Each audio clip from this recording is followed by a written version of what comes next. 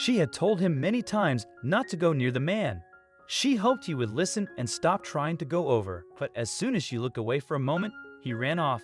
She rushed to catch him, fearing it would go badly. When she heard what was happening, she fell to her knees. Carmel Thatcher, a hardworking single mom and nurse, had been pushing herself to the limit, working double shifts at the local hospital for almost 3 weeks now. Her days and nights had blurred into one endless cycle of patient care, medication administration, and paperwork. She had always been a dedicated nurse, and her job meant everything to her. It was her lifeline, the means to provide for her 3 young sons after her husband had sadly passed away years ago. Carmel loved her job but knew it kept her away from her 3 sons. They were everything to her, and she wanted to show them she still cared. So, on a rare weekend off, she planned a special trip to Denny's for burgers and fries, hoping to reconnect with them.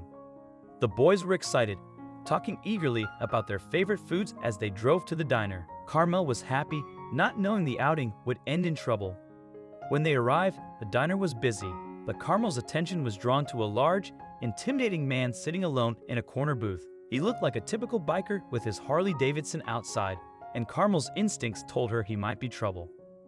He was huge, with a thick beard in a French braid, a bandana, a sleeveless vest with scary biker symbols, and tattoos covering his dark skin.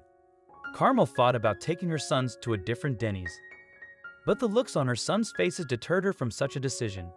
She tried to dismiss the unease that had taken over her, reminding herself not to judge a book by its cover. She quickly escorted her sons to a cozy booth near the window and asked the waitress for the menus. Her boys eagerly started browsing through the options, but something else had caught the youngest one's attention. Carmel's 3 sons, Jacob, Ethan, and Timmy, eagerly settled into their booth, their faces lighting up as they scanned the familiar Denny's menu. It had been so long since they had a family outing like this, and the anticipation of indulging in burgers and fries while talking to their mom was a treat they had been looking forward to. Carmel noticed that her middle child, 7-year-old Timmy, was intensely focused on the brooding man in the corner. His gaze never wavered from the man's imposing figure. Carmel sighed, thinking that Timmy was merely curious about the stranger's appearance. She gently told her son to stop staring, but instead of complying, Timmy asked a question that had her lips parting. "Mom, can I go say hi to that man?" Timmy asked, his eyes still fixed on the mysterious figure in the corner. Carmel's heart skipped a beat and she instantly refused. She couldn't shake the feeling that something wasn't right with that man, and her motherly instincts were on high alert. "Absolutely not, Timmy," she replied firmly, her eyes locked on the stranger.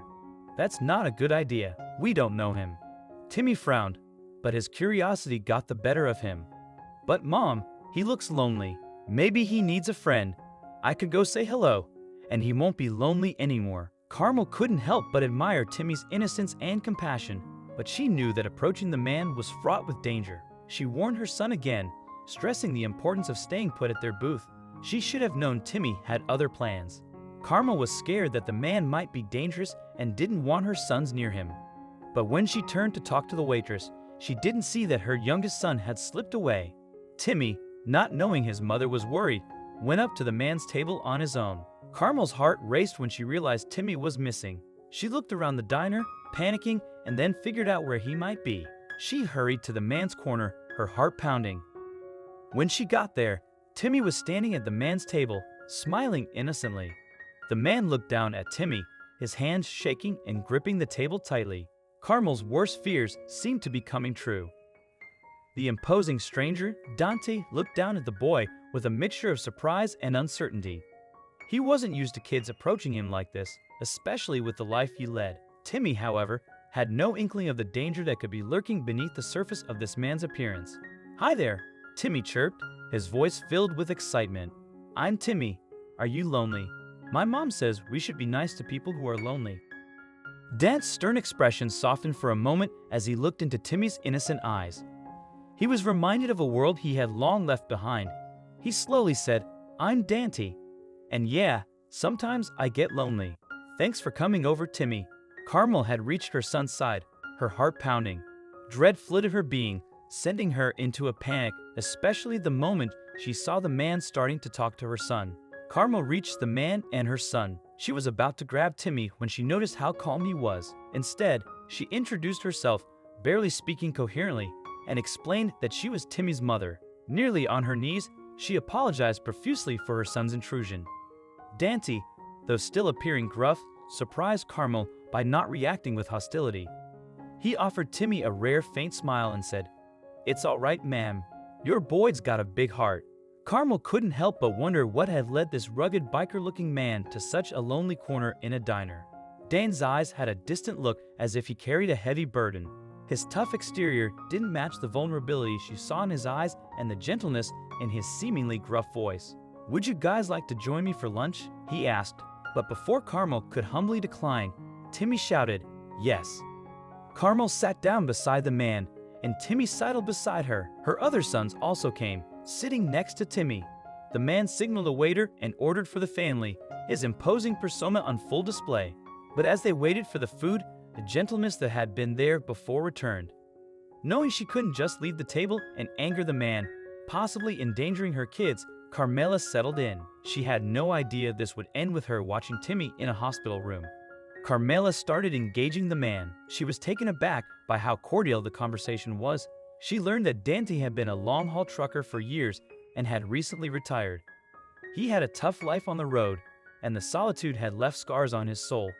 It seemed that he had found solace in this small, quiet diner. As they continued their meal at Denny's, the conversation deepened. Dan revealed that his struggles and the loneliness he felt had doubled after retiring. This story was the saddest thing Carmela had ever heard. You see, Danty had lost touch with his family due to his past mistakes, and the situation had only worsened as his ex-wife had full custody of their son and rarely allowed him to see him.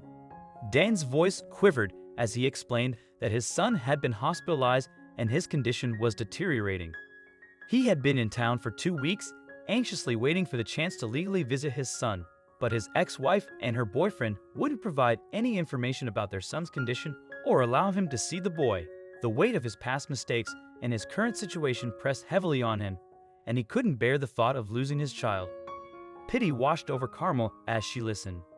She had experienced the struggles of being a single parent and understood how precious family was. She also admired her son Timmy's kindness and empathetic nature, which shone even more brightly now. But Timmy, with his young, innocent eyes, suggested a solution. "Why don't you write a letter to your son?" Timmy asked. "I always write when I'm feeling down, and it makes me feel better. Maybe you could write to your son and tell him how much you love him.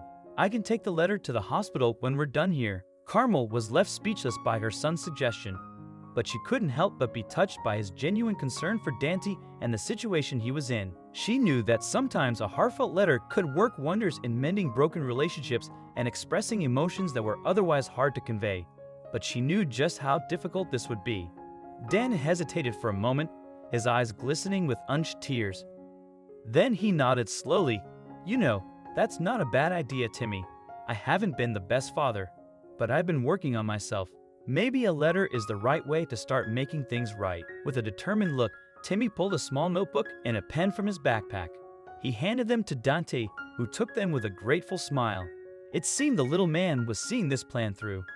Carmel, a nurse, offered to help Danty by taking his letter to his son at the hospital. Danty, very grateful, wrote a heartfelt letter expressing his love and regrets. Timmy carefully delivered the letter to the hospital. At the hospital, Carmel and Timmy met a kind nurse who promised to give the letter to the boy. The letter touched Dant's ex-wife, who decided to let Dant visit their son. This gave Danty a chance to reconnect with his son, Christopher. As they spent time together, their relationship improved. What began with Timmy's curiosity in a diner led to the healing of a broken family. Danty was very thankful, and Carmel was proud to see the positive change. Timmy's kindness showed that even small acts can make a big difference.